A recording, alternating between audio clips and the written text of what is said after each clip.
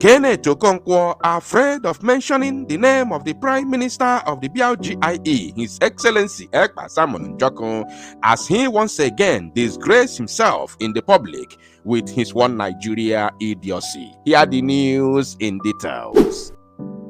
Wonderful people of Biafra, lovers of freedom all over the world, you are welcome once again to Biafra Unite channel /television this very moment. Today's date is 24th of October 2024, and I have very important information and video for every one of you listening to my voice right now from where you are all over the world. Biafrans and lovers of freedom, I want you to pay very good attention to this very video, because you are going to listen and see this idiotic element disgracing himself in the public. I don't want to talk too much. I just want to allow you to watch this very video and see what Kenneth Okonkwo has done to himself. First of all, they asked him question about the Prime Minister of BLGIE, His Excellency Ekpa. He declined to answer that very question, and he is also afraid. He is afraid to mention the name of Mazi Simon Ekpa. That is to show you what we have done to them. All these one Nigerianist idiots parading themselves as politicians in Biafra land. And yet they will go for no the fact we have packed them one side. Even to mention Simon Ekpa again is a problem. So I don't want to talk too much. Let me allow you to watch the video. I want you to watch the video till the very end of it, because there are some things Kenneth Okonkwo said towards the end of the video. Oboni gesiaya ntiga sugi, as in if Kenneth Okonkwo any place he boy aso. As an Igbo man, as a Biafran man, he gesiya the words of Kenneth Okonkwo till the end of his video. Any place he froya a boy aso, because on aso yi. In fact, watch the video to salo no mozia umunnem ka ona bottle and make it go viral. Why is it that Mr. Peter Obi, the presidential candidate of the Labour Party, someone you know very well, is being almost forced to explain his congratulatory message to General Gowon? Because the likes of Simon Ekpa and several others are saying because he's desperate for power, he's beginning to cower. Some are saying that he's desperate to become president, so he's now going soft and he's trying to belong. Hence, he's doing what he's doing, and he's trying to explain the reason why. That's to show that probably we do not see ourselves as one.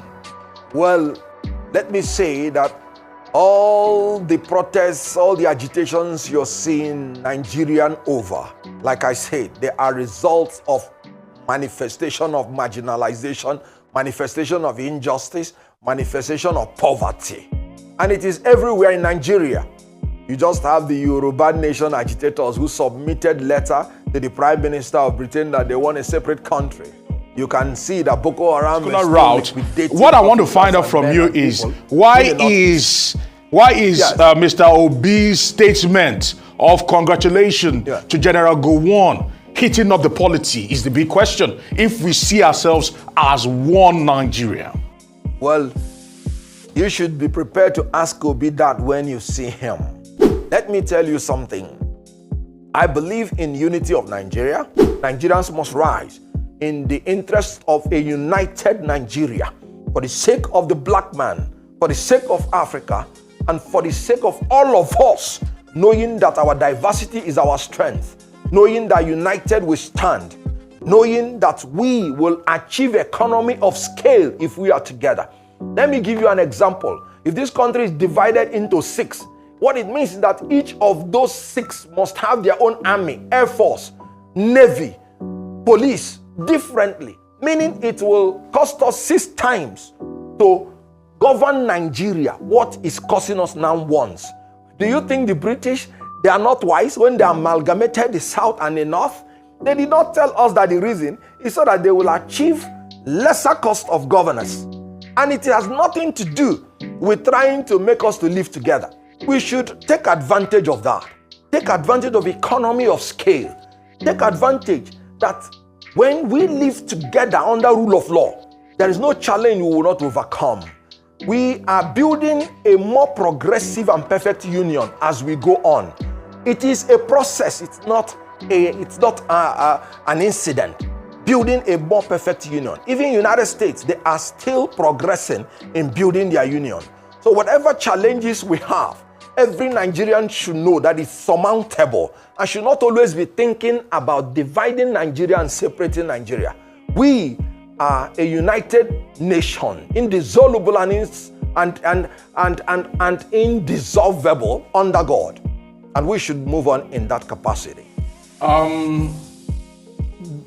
Do some Igbos share this sentiment will be the big question. Because for those who went through the war and those who were told about the war, maybe the Generation X might not be able to relate. But when you talk to every Igbo trader in Nigeria, in Lagos, for example, and you talk to probably upwardly mobile Igbo men in their 50s, their 60s, they do not share the sentiment because hence we have people that are sympathetic to the causes of Nnamdi Kanu, apologies for the likes of Simon Ekpa. They still have a lot of cult following. Talk to us about this, because when you speak like this, you seem to almost ignore the fact that when you look to your left, you look to your right, there are people that still believe that they have been wronged and that one day, they will still go to utopia. Good. Now, first of all, I am a Nigerian from Igbo extraction, and I'm very proud of that. He just said we are traders. Yes, we are traders and we are travelers.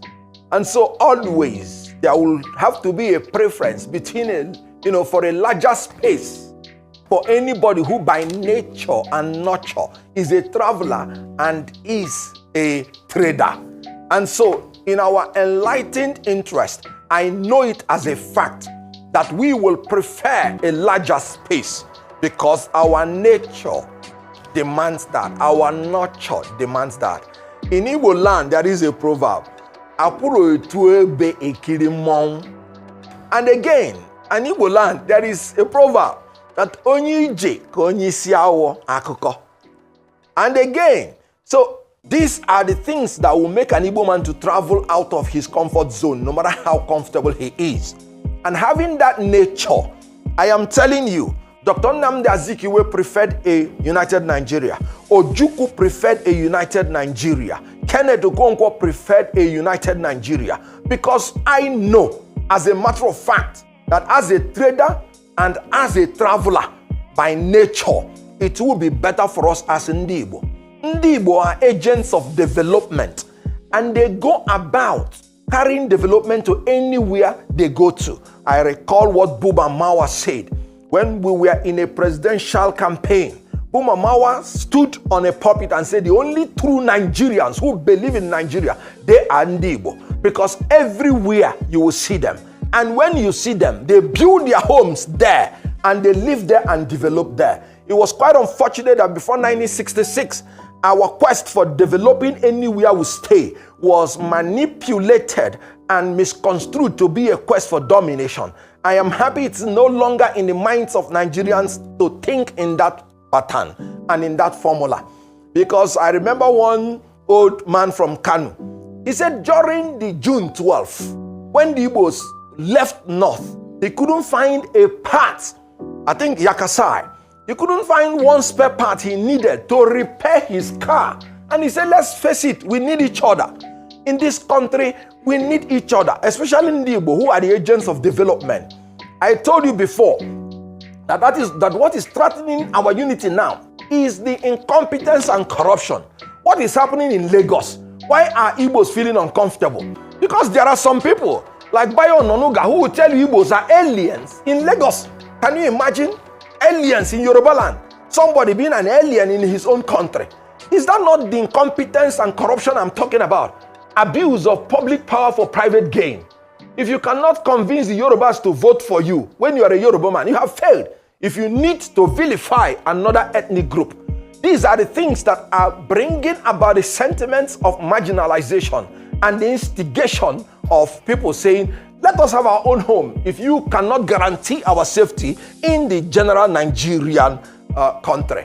And this is what I'm saying, that we must sit down to ensure that our country is built on equity, justice, and fairness. And you will see that every Nigerian will prefer to be a Nigerian. I am a movie actor. That's my primary constituency. Where we started Nollywood was in Lagos. And you know what? It was an Igbo film that was shot in Lagos. And the whole Nigerians accepted it. If they had anything against Ndi Igbo, they would not appreciate that movie, Living in Bondage.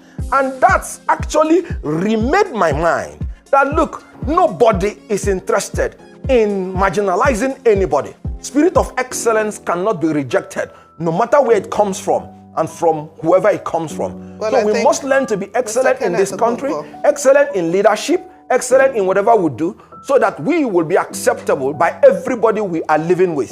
Togetherness, it shall be the key, and one Nigeria should be supported. It's worth living for, and if need be, it's worth dying for.